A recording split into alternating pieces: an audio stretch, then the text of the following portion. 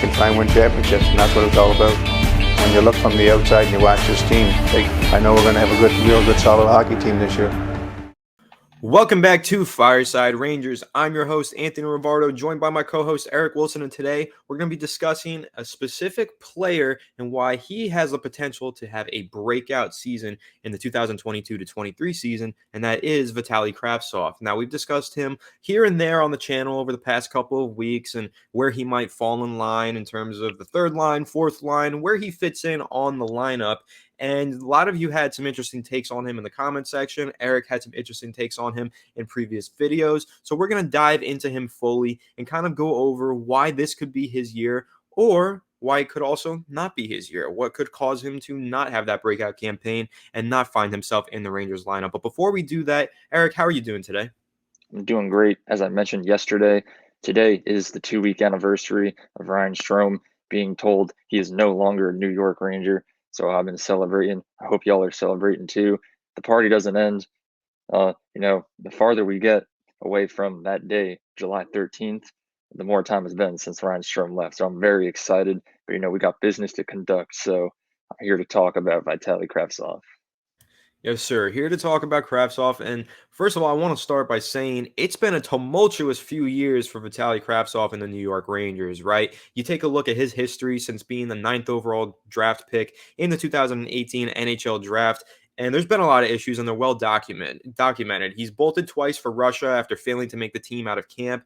And according to many reports, Chris Drury has been very upset with him in the past for decisions like that. Now, I've also got a quote where Chris Drury does give him quite a lot of praise, but there are other moments where you read into it and you can kind of read between the lines and say, well, maybe Vitali Kravtsov hasn't done himself a whole lot of favors during his time with the Rangers. Of course, talking about the time that he left in 2019, that was his first exit from the team. He used his European out clause to exit Hartford, and Drury told him that he quit on the team, according to a report. So Drury was really unhappy with that, told Kravtsov, hey, you quit on this team. That wasn't cool. And last year as well, he failed to make the team out of camp. He didn't report, and he requested a trade. The trade never came to fruition, so here we are a whole year later, and Vitali Kravtsov is still on the New York Rangers. But again, there has been some headbutting between him and Chris Drury, and he almost found himself exiting New York in favor of a trade elsewhere. He also injured his groin last preseason, and the Rangers were reportedly not happy with his conditioning leading up to that point, so kind of questioning his work ethic and questioning his commitment to getting better as a hockey player. But that's why he was assigned to Hartford, and Kravtsov did not agree with that assessment. The Rangers allowed his camp to request that trade, but never came to fruition. But now both sides, the Rangers and Vitali Kravtsov and his agents and everyone, they are trying to work towards a middle ground, work towards getting him in line and having him be a contributor on the New York Rangers lineup. So patching up their little old controversies and beefs, and they're trying to fix it now. So, Eric, what are your thoughts on how the last few years have gone for Vitali Kravtsov and what that might mean for his future? Yeah, my feelings about Kravtsov always flip-flop. On one hand, I'm extremely excited to see him play. He showed a lot of promise over in the KHL. But then at the same time, it's like the kid needs to get his ego in check. The first time he left, it was just because he wasn't getting enough ice time and he was being sent down to Hartford. It's like you can't just come into the league and expect to be getting top 6 ice time. You have to start lower and then develop into a top NHL player, and then that's when you're on the first and second line getting more playing time. But so when you're told you're not going to get that, you can't just go, oh, well, if that's the case, bye, and then just leave the team. I remember when that first happened, I was extremely upset. And then when it happened the second time, I was just like, all right, just I give up on this kid, just get him out of here. But it's good to see that him and his agent are looking to make amends and just respect the decisions of Chris Drury and come back for another season. So hopefully, when we see him playing for the Rangers this upcoming season, there will be no drama. He'll just play where he's told to play, and then hopefully have a breakout season as we're hoping for, and help elevate the Rangers to a better team. Yeah, absolutely. And it is great to see him making amends with the Rangers and trying to get his way back into the lineup. I know there were some Rangers fans that commented on previous videos saying that they were actually very impressed with the way that he played on the fourth line with not a lot of talent around him. previously. But of course, taking a look at what he did in the KHL, he was super impressive. During his KHL season, he had 19 games played, 13 total points with 6 goals. In the KHL playoffs, he had 15 games played rather, 7 goals, 3 assists, 10 total points. So pretty good stat lines there. He did play well in the KHL, and when he played for the Rangers in 2020 to 2021, he played in 20 games but only put up 4 points. So of course the Rangers are hoping to see him be a bit more productive if he's on the lines this season, and many believe that he could end up playing on the third lines this upcoming year. So third line, fourth line, somewhere in there. But of course, you kind of discussed it, how, they made amends and now he's here. One of the reasons that he's here, though, other than the fact that he's talented and the amends were made, one of the reasons is that the Rangers do not have a lot of salary cap space, and they were able to get Vitali Kravtsov on a very cheap deal, a 1-year deal worth $875,000. They signed that on June 13th, one total month before free agency began, and it was important for the Rangers to get him on the roster because they just need young, cheap talent. That's all that the Rangers can afford right now. They just have to keep betting on young guys that have a lot of potential, talented young guys for low-cost contracts. Vitali Kravtsov came at one of those low-cost contracts. And of course, taking a look at that contract, it was important for him and his agent to get a one-way agreement to ensure a better chance to play in the NHL, and he would need to pass through waivers in order to be sent down next season. So Eric, kind of discussing his performance last season in the KHL, how he looked playing for the Rangers in the past, and of course, his contract situation. What are your thoughts on those topics right there? I mean, the contract itself, I think, is fine. 1 year at 850K. It's like not anything where if he plays horrible, it's not going to like screw us over or anything. Um, he'll have his chance to shine, and if he does really good, we can always just re-sign him again next season through a longer contract worth a little bit more. So it's definitely like a fine contract to me. I'm hoping that he'll be able to play well, but I guess we just have to kind of wait and see what happens. Yeah, absolutely. And we talked about how there was some headbutting between his camp and Chris Drury in the past, but of course, how they've made amends. And Chris Drury did release a quote recently on Vitali Kravtsov that is pretty favorable. It speaks highly of the prospect. And he said, quote, "I don't think we've ever wavered from our stance of he's an all-world talent. He does a lot of things on the ice that a lot of people can't.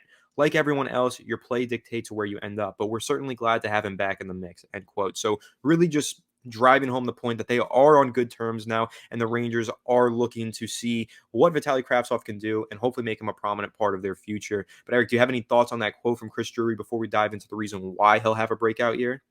No, I mean, just Chris Drew is pretty right in that stance. Kravtsov is a great player. He shows a lot of potential, and we're really hoping that he's going to be able to carry those skills into the NHL. When he had his first stint with the Rangers, he only played 20 games, wasn't too impressive. He just showed potential. So hopefully now, like this breakout will come. Yeah, absolutely. And the reason why we think the breakout will come is because he doesn't have a choice but to have a breakout season, right? When you're taking a look at it, the Rangers have a ton of prospects, and they're not all going to end up playing for the Rangers one day. They really are overloaded on the wings. We just talked about Brennan Othman in a recent video. You guys seem to enjoy that. And we're talking about why we believe he could end up playing on the third or fourth line this year. We think he has great potential, and he honestly does look like a future superstar, right? A lot of Rangers fans agree with that stance on Brennan Othman. So when you're taking a look at Brennan Othman and then you're taking a look at Vitali Kravtsov, you almost have to think the Rangers might end up picking one or the other. And of course, you also have to keep in mind Capo Caco is also trying to get that bridge deal done in the next 2 years, or a 2-year deal. So in the next 2 years, where will each player fit in, right? Where will Capo Caco fit in within the next 2 years? Where will Brennan Othman fit in? And where will Vitali Kravtsov fit in? Eric, what are your thoughts on that and just kind of the way that the Rangers are constructing and overloading on the wings? I mean, like you said, in a couple seasons, like we might have a little bit of an issue at hand, with a bunch of players competing to see who's going to stay on the team on the wing slot. But I think as of right now, in this moment, that's something good because now, like you said, Vitali Kravtsov is going to be playing his heart out, trying to solidify his spot on this team. Same thing with Kako and same thing with Othman. They're all going to be trying to play their best game so they can each get the best ice time and get the best contracts in a couple seasons. So it's like, yes, will this be Vitali Kravtsov's breakout year? Like, yeah, it has to be. If he doesn't play good this season, then he's either going to be traded away at the trade deadline or he's just going to be let go like Ryan Strome was at the end of the season, you know. So Yeah, it's like, yeah, go go ahead. like no, that pretty much like sums it up. it's just like he has to do good, so he's going to try his best to do it. Yeah, for sure. And when you're taking a look at it, there's also another prospect that I forgot to mention, Will Kyle. He also could be looking for a top 9 role. Taking a look at him and Brennan Othman, both of these young guys are looking really promising, and the Rangers might be more willing to bet on their talents as opposed to Vitali Kravtsov due to the tumultuous past that Kravtsov and Drury have had over the past few years. So when you're really thinking about it, this is a make or break moment for Vitali Kravtsov. But again, we really like the talents that he brings to the table. We do think he looked extremely impressive in the KHL, and we think that he could provide a lot to the back lines for the Rangers here. But it's all going to be predicated on who plays better during training camp, to be completely honest. Vitali Kravtsov, Brennan Othman. Brennan Othman might not make the team out of camp just because he is super young and he does need a little bit more time to grow, but he is looking like a next big thing. So there is a chance that maybe the Rangers just roster him now to avoid any controversy in the future, get him on the lines immediately, which could not bode well for Vitali Kravtsov. And again, Will Kyle as well could play a role in the top 9. And when you really look at it, looking ahead to 2023-2024 campaign, not this season, but next season, that's where things get really interesting because you've still got Capo Caco and these guys that I just mentioned. And are they really going to keep all 4 of these guys? Is that even a possibility with the Rangers cap space? Not very likely. They're probably going to have to let either Capo Caco go or Vitali Kravtsov. I doubt that those guys both return, considering Will Kyle and Brennan Othman playing at the level that they're playing and having the potential that they have. So taking a look at those 4 guys, Eric, if you have to pick 2 to 3 of them, who are you picking and who are you probably saying sayonara to? As of right now, I would say keep Kako and keep Othman. They're both 2 that I feel the most confident in. If Vitali Kravtsov could have the breakout season this upcoming season and show his true potential on what he can do, then maybe he'll slide into one of those keep players. Like if Kako continues to underperform as well, he could replace him. But it's all just kind of like a big mystery right now. Is who's going to play well, who's going to break out, and who's going to stay. It's just this like average player who isn't good enough for the team. So only time will tell how it's going to end up. Absolutely. Only time will tell. And throughout that time, we will be giving you all the updates on all those players right here on Fireside Rangers. Of course, training camp will be starting up in September. We're going to be covering that extensively. So once these players start to hit the ice and start to progress, and we're getting a sense of who will be in the lines and who won't be, we'll be talking about that, discussing that. But let us know what you think down below in the comment section. Will Vitali Kravtsov have his breakout year? And do you think that he belongs on the lines? Or do you prefer Brennan Othman, Will Kyle, Capo Caco? What are your thoughts for the future of the 3rd and 4th lines for the New York Rangers? Let us know down below. Make sure to leave a like if you did enjoy this video. Subscribe if you're new to the channel. Ring the bell so you don't miss a video, and we'll catch you on the next one. Have a good one, and let's go Rangers. He shoots. Rangers! Rangers! Rangers!